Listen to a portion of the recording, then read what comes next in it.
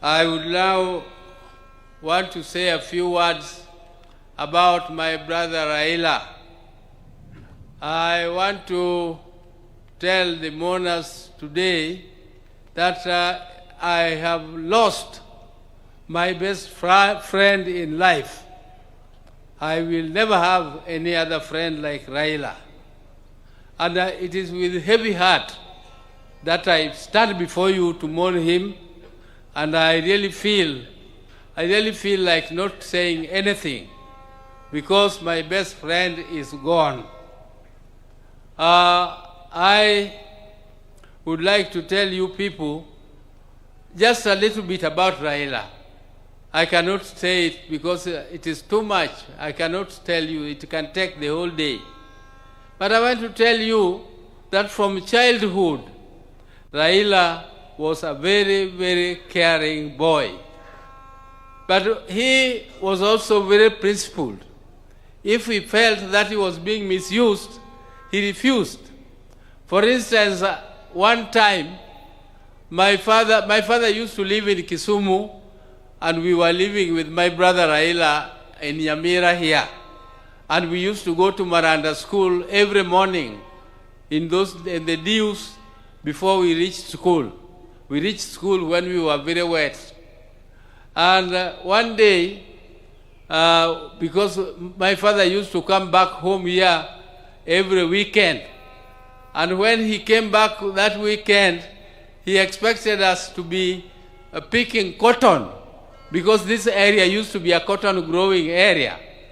And all of us had woken up so early to go and pick cotton, because Mzee was very strict. Everybody had to go and pick cotton.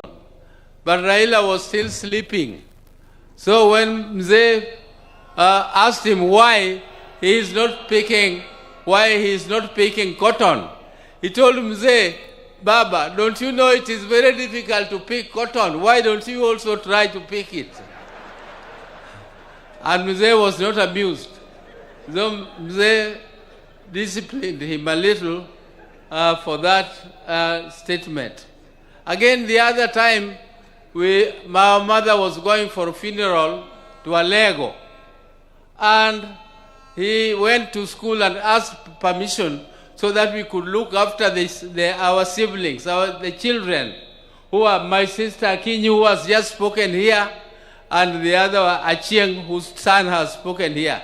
Those who are still small kids. So when we missed school for one day, the next day when we went to school, the same teacher gave us a lot of beatings, why we missed class. But my mother was not amused. So my mother went there to quarrel, but before then, when this teacher was disciplining us in class, he expected us to salute him. After he has given you the beating, you do the saluting. But Raila refused to salute the teacher. So the teacher was not amused. The teacher called him, come again for another beating. He came back, and again the teacher gave him another beating. He refused to salute. The third time, when the teacher gave him the last beating, he told the teacher that you are caning me for nothing, and my mother asked you for permission. So don't cane me again. And I can tell you that my brother also liked school. He liked school and he never missed school. And like my other brother, Agola, who did not enjoy school very much, but whenever my father put him to discipline, he went to school and studied, and that time he becomes number one. So can you imagine somebody who is a bottom and next term he is number one? And Raila was always number one in class during those days. And Raila loved sport so much so that when we came back to Nyamira, we had a field where we were practicing jumping, we were practicing pole vault, we were practicing triple jump and other athletics. So Raila became a member of the management of the Athletics Association later, and he was a great lover of football. His team was called Arsenal. Raila is and he was also a patron of Gor Mahia. He also became a patron of Gor Mahia. And recently, you remember, when Kenya was participating in the football match for Africa, he was with Excellency the President at Kasarani Stadium to cheer. And whenever they were there with His Excellency, Kenya team won. It is only the day when His Excellency missed the football and Raila also missed the football that the Kenya team lost. But, ladies and gentlemen, I don't want to bore you with the long speeches. We were with Raila in Germany. If you people see, he has some mark on his head. There is another mark here on his mouth. Those were, the one in his mouth was in Kisumu when we were playing at the place where Ofafa Memorial Hall is now placed.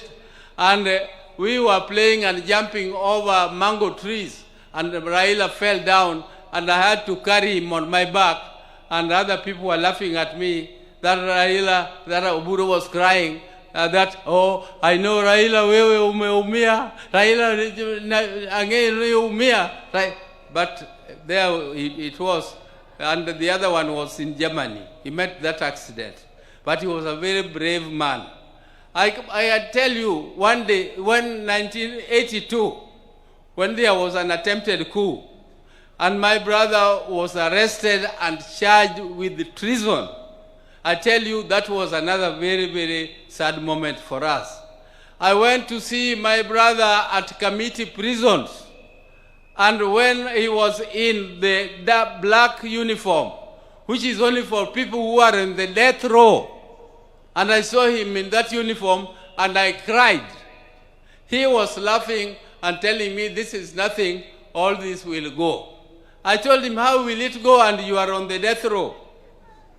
I was really shaken when I saw him in that type of uniform.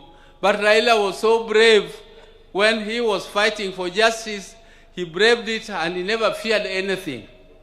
Even if he saw police throwing tear gas and doing whatever, Raila would face it. He would face it head on. He would not go back. Even when some of us were so scared,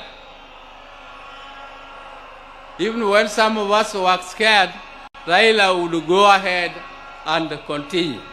So, ladies and gentlemen, I want to thank these people. First, I would like to thank His Excellency the President, who has stood with us right from the time I told him that Raila was sick. We were with him and Raila, we sat down and we organized and he agreed. And he is the one who organized the transport which flew Raila to India for treatment. I also want to tell you that the president kept a vigil and he always checked on Raila to know what was happening with him. The day Raila died, I first of all called him and told him he was in a very critical condition. I was told by my sister, Akinyi, that Adhiambo had called from India. So I called Adhiambo, and then within no time, Akinyi told me again that Adhiambo called and Akinyi was wailing. I called the president again and informed him, and he was very sad. But he organized everything. All this arrangement would have been too heavy for the family. I don't know whether I would have not collapsed if this was placed on my shoulder to take care of this big crowd here. Thank you, Your Excellency. Thank you. I also want to thank the chairman of the National Funeral Committee, Professor Kithure Kindiki, who tirelessly worked and made sure that everything was organized and well arranged as it is now. I also want to thank the security. The security which did this, the army all the armed forces. All these are under instructions of the President. Thank you again for all that you did to us. I also want to take this opportunity to thank Honorable Musalia Mudavadi, who led a team to collect the body of my brother Raila from India back here home, and he was accompanied by the ministers, Murkomen. Thank you very much, everybody who was in India to bring the body of Raila home. You did well. My special thanks go to Dr. David Olunya, who is a personal doctor of my brother, and he has been with him all through. He went to India, but he has been with him even earlier than that. They were together in Dubai. They were together at Nairobi Hospital. So thank you, David. Thank you for everything that you did. I also want to thank Ogeta. Ogeta is our relative, Enyake Waka. He is the one who was taking care of Jacom up to the last moment when Jacom took his last breath. I also want to thank Jeff Oyer. I want to thank Winnie, particularly Winnie, the niece. Winnie is a very brave lady. She was there with Jacom when there was a session in Arusha where they were supposed to go for a session. I asked her, Winnie, are you not going? She told me, then she just pointed at the father and said, him. I'm not going because of him. I have to be with him. And that is before Raila went to India. And she was there from that date. She took care of her father, and she was very, very, I think she was very caring. She did everything that is humanly possible to do. Thank you, Winnie, for everything. And my sister, Ruth Adiambo, who also bought a ticket and went to see Raila. She sought her own visa, and she went there, and she was with him up to the last minute. Thank you, my sister. Thank you very much.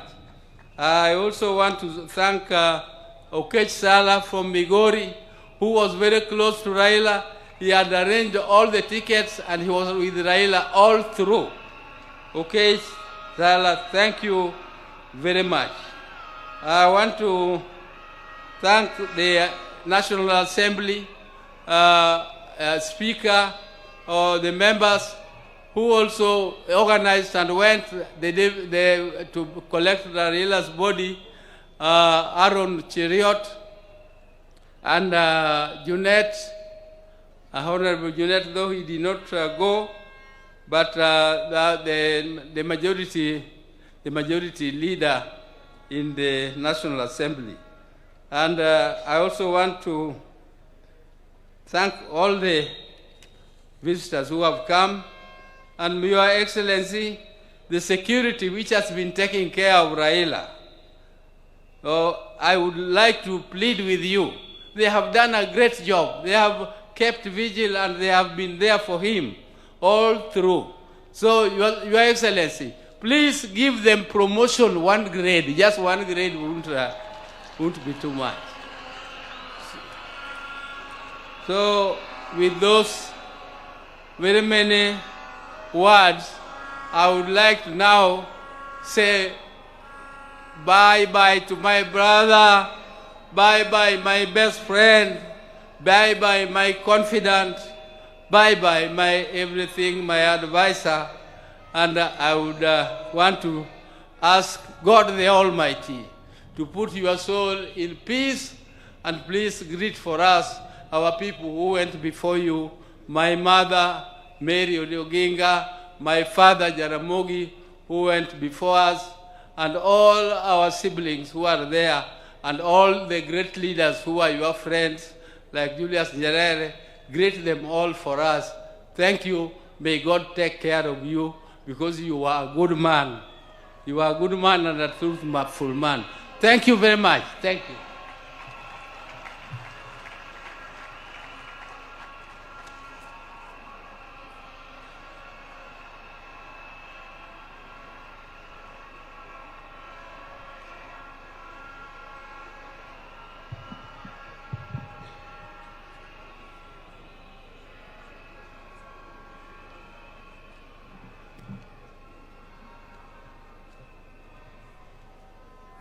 Now, I want to take this opportunity to call the spouse of Raila Odinga.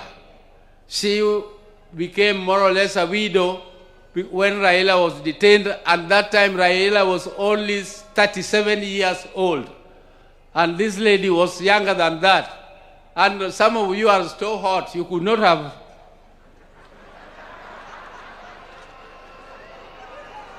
Now, as you come, I forgot to introduce my spouses. Dr. Ann Oburu, where are you? Dr. Ann. And Judy. Where is Judy? Thank you.